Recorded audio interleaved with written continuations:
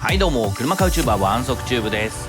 レクサス IS ビッグマイナーチェンジついに発表されました。いや、私もね2013年に発売された当時の、現行型の前期型 IS300H バージョン L に乗っていたので、今回の IS のビッグマイナーチェンジには相当注目していたんですけれども、いいところと悪いところありましたね。もう前期型のオーナーとしてかなり厳しめにチェックしていきたいと思います。そもそもね、2013年にデビューして2020年にですね2度目のビッグマイナーチェンジという形になるので、本来であればフルモデルチェンジしていいんじゃないのっていうタイミングなんですけれども、2度目の延命という形になりますね。ボディ剛性の強化とかサスペンションの変更、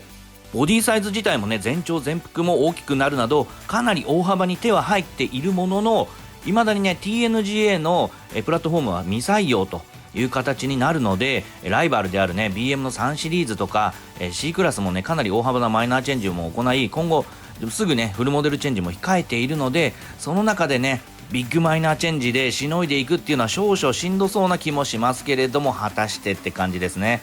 ではね、まずビッグマイナーチェンジされた新型 IS のエクステリアからチェックしていきたいと思います。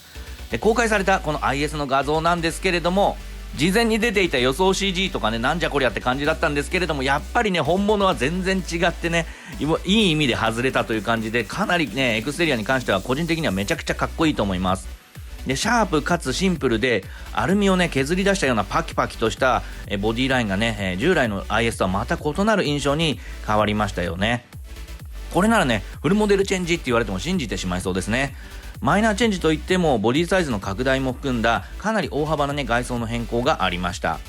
でこちらがね2013年発売当初の前期型のレクサス IS なんですけれども、なんかねヘッドライトの形がねかなりユニークな形になってましたよね。私も乗っていました。でそしてこちらが2016年にマイナーチェンジした中期型とも言うべき、レクサス IS ですね。この時はですねヘッドライト周りがかなり異形になってですね、つぶつぶタイプのウインカーとか、3つポチポチポチってあるポジションランプなんかがね、賛否両論というか非の意見の方が多くてですね、マイナーチェンジ後はね不人気車の定番となってしまったんですけれども、このフロントマスクだったらね、前期型のデザインの方がよっぽど良かったんじゃないかと私は思ってました。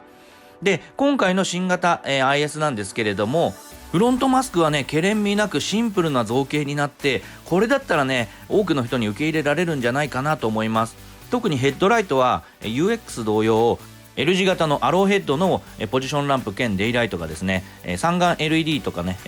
ロービームの上につくタイプになっていますね。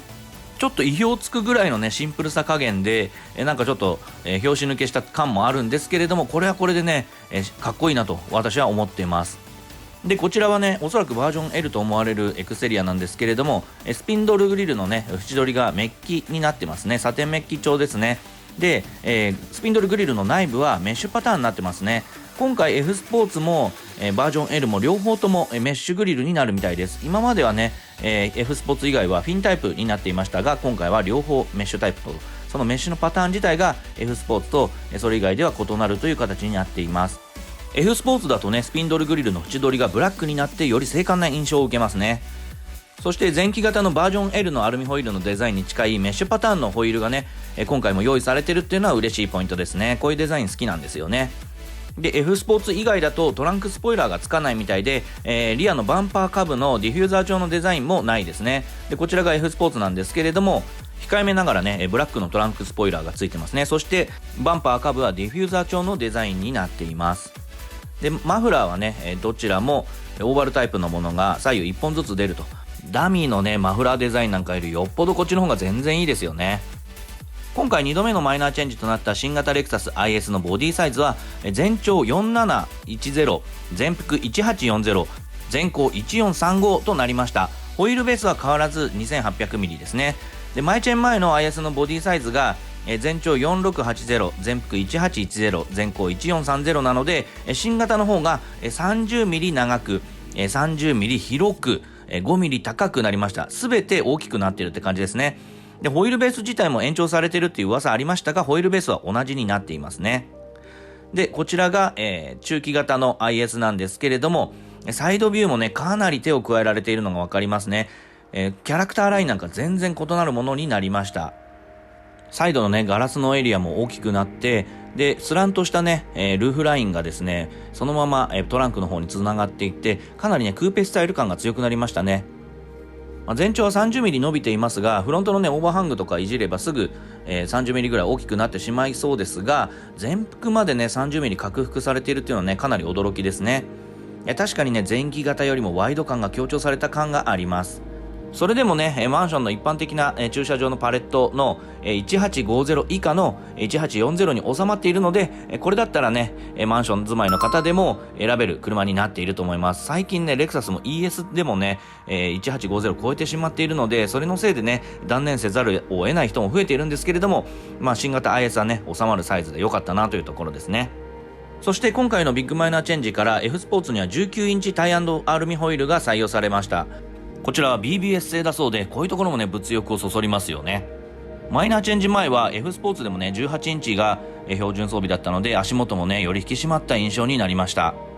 そしてね公開された動画を見ていて気がついたんですけれども、タイヤはねかなりね際まで出している模様ですね。これ見るとはみたいしているように見えるんですけれども、これがねショーモデルではなく販売ね仕様でもこのぐらいまで攻めた仕様になっているといいなと思います。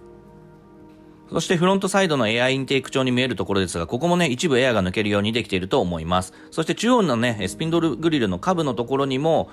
穴が開いてますが、ここもねちゃんとエアが抜けるようになっていますね。ダミーじゃないっていうのはねいいですね。それにしてもねこの新型 IS のフロントマスクかなりかっこいいですね。 RC のようでもあり UX のようでもあり、絶妙にかっこいいと思いました。でデイライト兼ポジションランプは上部に眉毛のように点灯するタイプになりましたね。でサイドマーカーはこちら北米仕様のみで、日本モデルではね多分なくなると思うんですけれども、こちらねヘッドライト、この動画の中のものは、単眼のものがついていますが、こちらね F スポーツでおそらく単眼、LED ヘッドライトが標準になって、三眼 LED はオプションになるかと思うんですけれども、残念な情報としてはですね、アダプティブハイビームシステムの表記がどこにもなかったので、おそらく今回の新型 IS でもオートマチックハイビームのみでアダプティブハイビームの採用はなさそうですね。これは超残念ですね。アダプティブハイビームは何かというと、カメラでね先行車とか対向車を読み取って、そこの部分だけ遮光してくれるというねハイテクなハイビームシステムなんですけれども、昨今ね軽自動車でもアダプティブハイビーム採用しているのに IS に採用がなかったら、これほんとねなんか残念ですね。でオートマチックハイビームは自動でハイとローを切り替えるだけの、単純な機能になるので、高級車としてはねアダプティブハイビーム採用してほしかったですね。でミラーはレクサス LC と同様ツートンに塗り分けられているものっぽいですね。そしてねもう一個残念な点としては、アウタードアハンドルはおそらく前期型からの流用っぽくてですね、鍵穴が見えるタイプになっちゃってますね。昨今のレクサスはじめマツダとか他のメーカーでもですね、鍵穴はちゃんと隠された造形になっているアウタードアハンドルが多いので、ここはねちょっとレトロ感出ちゃったのは残念かなと思います。続いてリアビューの方見てみましょう。このリアビューはね素直にかっこいいと思いました。リアコンビネーションランプがね結構ブラックアウトされているので、白とかねシルバーとかのボディカラーが似合うんじゃないかなと思いました。黒好きですけどね私。でこちらソニックシルバーメタリックのように見えるけども、もしかしたら新色、が2色追加されたということで、ソニックイリジウムと、ソニッククロムっていう新色が、2色追加になったっていうことなんで、それのうちのどっちかかもしれないですね。でリアコンビネーションランプ、消灯時はですねこのブラックアウトされたリアコンビネーションランプがね左右につながっている感じでね、それがバンパー下部のブラックと、控えめについたトランクスポイラーとのね、一緒にねコーディネートされているような感じでかっこいいですね。そして、リアコンビネーションランプ点灯時はですね、ティザー画像で出ていたように左右のリアコンビネーションランプが連結されるつながるようなデザインになっています。これもね特徴的ですね。比較用に中期型の IS のリアを見てみますが、中期型ではねリアコンビネーションランプ内のデザインがこうね放射線状に広がるようなデザインになっててね、やっぱりねやや散らかった感じの印象になりますよね。で今回のビッグマイナーチェンジではよりシンプルに生まれ変わったのは好印象となりました。もうエクステリアに関してはもう本当にねすごくかっこいいなと、満点って感じですね。鍵穴見える以外は。続いてビッグマイナーチェンジした新型レクサス IS の内装も見てみましょう。ぶっちゃけ正直な感想を言っちゃいますと、あんま変わった感じしなかったなと、もっと大幅に変わっているもんだと期待していたんですけれども、全体的なデザインあとね、ボタン類なんかはほぼ流用っていうものが多かったですね。で、さらに結構残念な部分が散見しますので、前期型オーナーとして辛口に評価していきたいと思います。で、ちなみにこちらが、中期型の IS の内装になるんですけれども、ナビ周りとかね、リモートタッチには変更がありますが、デザインはね、あんま変わった感じしてないでしょ、これ。で、細かく見ていきましょう。まず一番存在感を、放っているのがですね、10.3 インチの、ワイドのナビ画面ですね。で、iPad をポンと置いたようなデザインに変わりました。これはね、ちょっとメルセデスチックでもありますね。で、手前にね、3インチほど、移設したということで、かなりね、せり出した感じになっちゃってますよね。これ実際に座った時に、前方視界の妨げにならないのか、ディスプレイオーディオみたいな圧迫感ないかっていうのはね、実際座ってみないとわからないんですけれども、手前に移設したことによって画面のタッチ操作にも対応したというところですね。もちろん、センターコンソールにあるリモートタッチでも操作可能です。で、今回からはおそらく日本仕様でも Apple CarPlay や Android Auto にも対応してくるはずですが、これちょっと蓋開けてみるまではわかんないですね。で、エアコン吹き出し口やアナログ時計などのデザインも変更されていますが、これちょっと前にマイチェンした RC と同じものになってるっぽいですね。で、嬉しいポイントとしては、今回からね、アナログ時計がようやく GPS 連動になって狂わない時計になったのは朗報ですね。で、質感が低いと思っていたインパネ部分はピアノブラックになりました。で、静電式のエアコンの操作調整のスイッチなんかはね、これは前期型、初期型から変更はないです。オーディオスイッチ周りの小さなボタンも変更なしですね。ここはね、ちょっとカチカチって感じでね、昔のラジカセみたいな感じの押した感じでね、あんま好きじゃなかったんですよね。そして、前期型、中期型ではですね、ジョイスティックタイプだったリモートタッチというね、操作デバイスはトラックパッドタイプに変更になっています。そしてね、一番気になっていた電動パーキングブレーキ採用か否かのところですけれども、ここにブレーキホールドのスイッチがあるので、電動パーキングブレーキ採用ということでね、電波強の私も安心って感じですね。肝心の電動パーキングブレーキスイッチが見えないのどこかなと思ったら、こんなところに隠されてましたね。ぶっちゃけ操作する必要もないのでボタンレスになるのかと思いましたが、一応控えめにね、ここに装備されていました。ということで、もうほんと電動パーキングブレーキ&ブレーキホールド採用ということで、これはね、朗報ですね。で、それに伴い安全装備とかね、運転支援装備なども最新のものにアップデートされて、マイチェン前までは全車速追従タイプじゃなかったレーダークルーズコントロールがようやく全車速追従タイプになります。そして、白線の中央を維持するようにステアリング制御してくれるレーントレーシングアシストも、全車速追従タイプになります。さらに、トピックとしてはですね、今回初採用となる運転支援装備としてドライバー異常停車支援システム LTA 連動型というのが採用されます。これはですね、レーントレーシングアシスト制御中にドライバーが無操作状態が継続した場合、意識失ったかと思った場合にはですね、音と表示と緩やかな減速による警告でドライバーに操作を促すほか、ハザードとホーンで車外に異常を放置しながら現在いる車線内に減速停車し、自損加害事故の回避、事故被害低減を支援すると。で、停車後はドア解錠やヘルプネットの自動接続による救命要請も行い、早期のドライバーの救命救護に寄与する装備になっているということですね。これは素晴らしいと思いました。メルセデスでも似たような装備ありますが、レクサスではですね、ヘルプネットと連動して救急手配まで行ってくれるっていうので、より助かる確率が上がりますよね。続いて内装レビューの続きなんですけれども、今回のマイナーチェンジで残念だった部分としてはステアリングホイールの変更がほぼなかった点ですね。中央の保温部分が若干変わりましたが、ちょっとプレステのスイッチみたいな感じで質感低いと思っていたスイッチ類はそのままで、クルーズコントロールもね、古いレバータイプのままなど、ステアリングホイールの異常変更がなかったのはとても残念ですね。一番手に触れる時間が長いステアリングなので、ここのねアップデートは欲しかったなと。せめて UX とかと同じだったらよかったのになとは思いますね。ここは改善して欲しかったところでした。さらにですね、メーターも2013年にデビューした当時と同じものが採用されていますね。F スポーツは、フル液晶になっていてリングがね稼働するタイプを踏襲しています。で、アニメーションなどは刷新されていますが、機能面は同じですね。で、一方ですね、バージョン L とかね、F スポ以外がどうなるか心配だったんですけれども、なんと超絶秘宝、2013年当時のアナログ二眼と 4.2 インチマルチインフォメーションディスプレイをそのまま採用、ズコーって感じですね。こりゃあかん。 RX でもそうでしたが、競技プレミアムブランドで 4.2 インチマルチインフォメーションディスプレイはまずいと思います。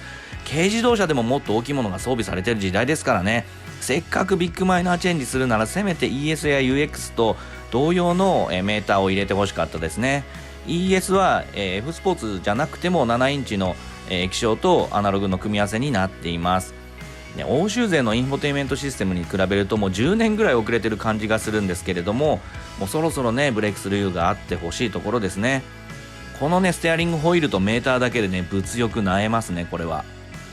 アウディやフォルクスワーゲンでは A1 やねポロクラスでもデジタル液晶メーター採用されています。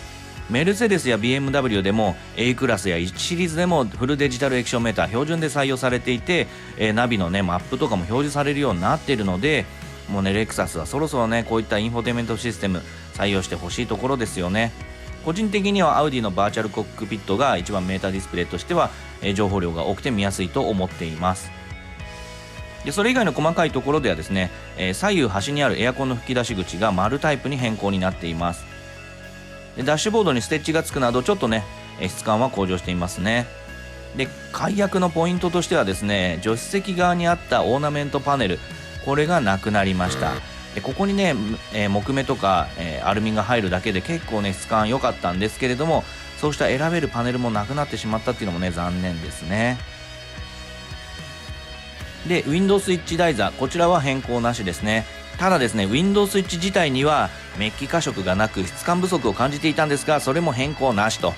ハリアーやラブ4でも Windows スイッチにメッキ化色があったりするのに、 IS や ES などのねアッパーブランドであるレクサスで、こういう化色がないっていうのはねヒエラルキーが崩壊しちゃってるようにも感じます。ただトリム中央部分にはステッチなのか片押しなのか分かんないですけど、こういうねなんかメッシュのパターンが入るのは質感向上しているのは良いところですね。続いてレクサス IS のビッグマイナーチェンジのパワートレインなんですけれども、基本的にはですね、シャシー同様ですね TNGA のパワートレインも非採用ということですね。で IS300 というね2リッター直4ガソリンターボ、そして IS300H という 2.5 リッターアトキンソンサイクルエンジンプラスモーターのハイブリッド、そして IS350 という 3.5 リッター V6NA エンジンプラス8速 AT というラインナップは変わらずですね。 IS300 の2リッターターボプラス8速 AT はクラウンなどにも採用されているので悪くはないんですけれども、 IS300H というねハイブリッドモデルの 2.5 リッターハイブリッドユニットはですねさすがに古く感じますね。というのも NX300H とか IS300H の 2.5 リッターハイブリッドシステムはですね、カムリとかラブ4とかハリアーとかそれこそレクサス ES などよりも世代が古いタイプとなっていて、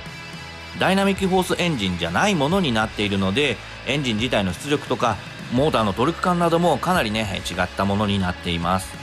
また現行の IS300H のハイブリッドシステムは旧型の THS2 というねトヨタのハイブリッドシステムなので、時速70キロ以上の高速域では EV 走行ができないタイプとなっています。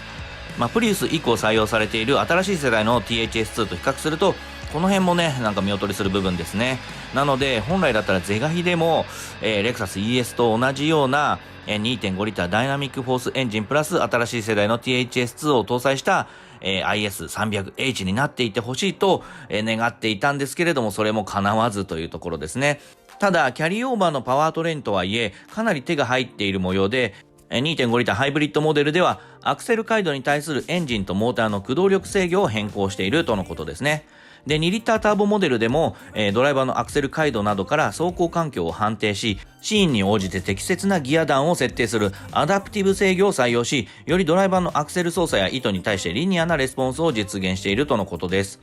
さらにサイドラジエーターサポートの補強、フロントサイドメンバーのスポット打点打ち増し、C ピラーからルーフサイドにかけての構造最適化などにより、ボディ剛性を高めることでハンドル操作に対するレスポンスなど運動性能を高めるとともにノイズや振動を徹底的に排除し乗り心地を向上しているということですね。さらにですね、個人的に気になったのはレクサス ES でもね評判が良かったスイングバルブショックアブソーバーを採用しているってことなんでね、乗り心地も上質になっているんじゃないかなと期待しています。続いてマイナーチェンジするレクサス IS の価格予想なんですけれども、まだねわからないんで予想ではあるんですけれども、安全装備とかね、タイヤが19インチになったりとかしているっていうことも考えると、10万円から20万円程度の値上がりが予想されます。で、中期型のレクサス IS の価格なんですけれども、2リッターターボの IS300 が 480.1 万円から542万円。IS300H が 525.9 万円から 651.7 万円。IS350 が 573.8 万円から645.5 万円となっているので、この価格から10万から20万円程度値上がりは覚悟しておいた方が良いと思われます。価格が分かったりね、見積もりが取れるようになったら速攻またね、ネタにしたいと思いますので、高評価とチャンネル登録ぜひお願いいたします。そしてレクサス IS マイナーチェンジの発売時期なんですけれども、2020年秋ということなんですけれども、どうやらですね、2020年8月頭ぐらいには価格も分かって見積もりが解禁するんじゃないかと。で、8月末にはメーカーへの発注が行われると思われますので、私もね、アンテナ張っておきたいと思います。日本での正式な発売日はおそらく、10月ぐらいにはなるんじゃないかと予想していますが、そうなるとね、デリバリー開始は年末か、年明けぐらいになっちゃうんじゃないかと思われます。まだまだね、追加の画像とか情報もありますので、レクサス IS のいいところ悪いところみたいなね、動画も作ろうと思っていますので、早く見たいよって人はね、高評価ボタンとチャンネル登録お願いいたします。それではあなたの物欲を刺激する車買うチューバーワンソクチューブ、次回もお楽しみに。